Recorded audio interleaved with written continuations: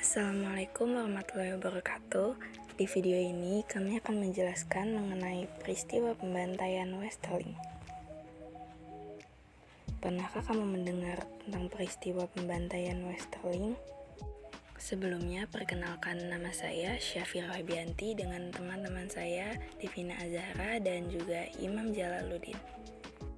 Pembantaian Westerling ini merupakan sebuah peristiwa pembantaian ribuan rakyat sipil di Sulawesi Selatan yang dilakukan oleh pasukan Belanda yang dipimpin oleh Raymond Westerling. Pembantaian ini dilakukan dengan tujuan untuk meneror warga sipil dan membuat para pejuang yang menentang pembentukan negara Indonesia Timur. Latar belakang dari peristiwa ini yaitu dengan kedatangan dari tentara pasukan Depot Special Troepen sebanyak 123 orang yang dipimpin oleh Kapten Westerling pada 5 Desember 1946 di kota Makassar. Tentara tersebut ditugaskan untuk membantu tentara NICA atau Netherlands Indies Civil Administration yang mendapat perlawanan dari pejuang dan rakyat di Sulawesi Selatan.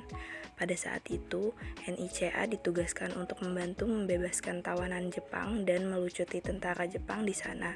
Namun, setelah bersatunya NICA dan sekutu, mereka justru malah berupaya menguasai wilayah Sulawesi Selatan dalam suasana Indonesia yang saat itu baru saja menyatakan kemerdekaannya. Kronologis dalam peristiwa Westerling terbagi menjadi 3 tahap. Tahap pertama, aksi pertama operasi khusus pasukan KST dimulai pada malam tanggal 11 menjelang 12 Desember.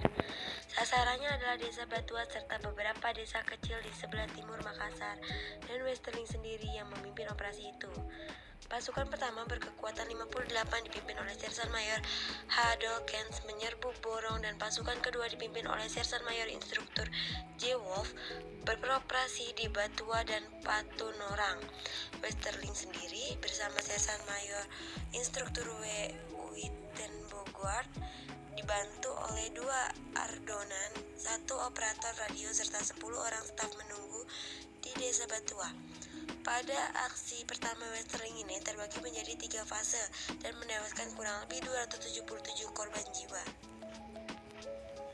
Tahap kedua, setelah daerah di sekitar Makassar disapu bersih, aksi tahap kedua dimulai yaitu pada tanggal 19 Desember 1946. Sasarannya kali ini adalah Pulau Bangkeng yang terletak di selatan Makassar, di mana menurut laporan intelijen Belanda terdapat sekitar 150 orang pasukan TNI serta sekitar 100 orang anggota laskar bersenjata. Dalam penyerangan ini, pasukan KST menyerbu bersama 11 peleton tentara KNIL dari pasukan infanteri XVII. Penyerbuan ini dipimpin oleh Letkol KNIL Venendal. 1 pasukan DST di bawah pimpinan Vermeulen menyerbu desa Renjana dan Komara. Pasukan lain mengurung Pulau Bangkeng. Selanjutnya, pola yang sama seperti pada gelombang pertama diterapkan oleh Westerling. Dalam operasi ini sekitar kurang lebih 330 orang rakyat tewas terbunuh. Tahap ketiga, aksi tahap ketiga dimulai pada tanggal 26 Desember 1946 terhadap Goa dan dilakukan sebanyak 3 gelombang, yaitu tanggal 26 dan 29 Desember 1946 serta 3 Januari 1947. Di sini juga dilakukan kerjasama antara pasukan khusus DST dengan pasukan KNIL. Korban tewas di kalangan penduduk kurang lebih 250 orang. Pemberlakuan keadaan darurat. Untuk lebih memberikan keleluasaan bagi Westerling, pada tanggal 6 Januari 1947, Jenderal Simonspur memperlakukan Nutius Land atau keadaan darurat untuk wilayah Sulawesi Selatan. Pembantaian rakyat dengan pola seperti yang telah dilakukan oleh pasukan khusus berjalan terus dan dilakukan di berbagai tempat. Westerling tidak hanya memimpin operasi, namun dia juga ikut menembak mati rakyat yang dituduh sebagai teroris, perampok, atau pembunuh. Pada pertengahan Januari tahun 1947, sasaran dari Westerling adalah pasar di Parepare dan dilanjutkan di Madelo, Abokongeng, Padakalawa, 1 desa tak dikenali, Enrekang, Talabangi, Sopen, Baru, Malipung, dan Supa. Teror tersebut dilakukan secara terus-menerus dan memakan kurang lebih 2.660 korban jiwa. korban jiwa. Secara kasar, dikatakan bahwa korban dari pembantaian yang dilakukan Westerling sebanyak 5.000 korban jiwa. Namun, versi lain mengatakan bahwa pembantaian ini memakan 40.000 korban jiwa. Ada pula yang mengatakan bahwa jumlahnya yaitu 4.000 korban.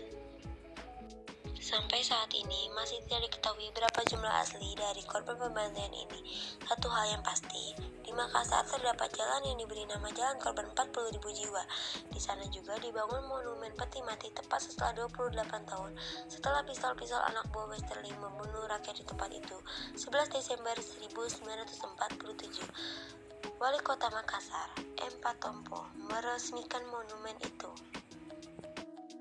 Pada 12 September 2013, pemerintah Belanda melalui duta besarnya di Jakarta, Geert Bizwan, menyampaikan permintaan maafnya kepada seluruh korban pembantaian.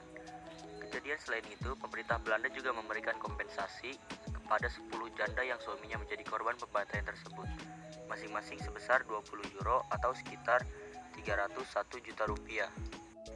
Mengenang tokoh penting dalam peristiwa ini, di antaranya Dr. Sem Ratulangi, Manai Sopian, A. Rifai, Paersi, Robert Walter Monginsidi, Ranggong Daeng Romo, Makaraeng Daeng Jarung, Andi Tondra, A. Zawawi Yahya, Abdul Wahab Anas, Abdul Rashid Sulaiman, Anas, Nurdaeng Pameta, Suradi, dan Ali Malika. Sekian yang dapat kami jelaskan tentang peristiwa proses pembantaian Westerling. Mohon maaf jika ada salah kata atau salah dalam penyebutan nama dan gelar. Terima kasih telah menonton. Wassalamualaikum warahmatullahi wabarakatuh. See you next time. Created using Powtoon.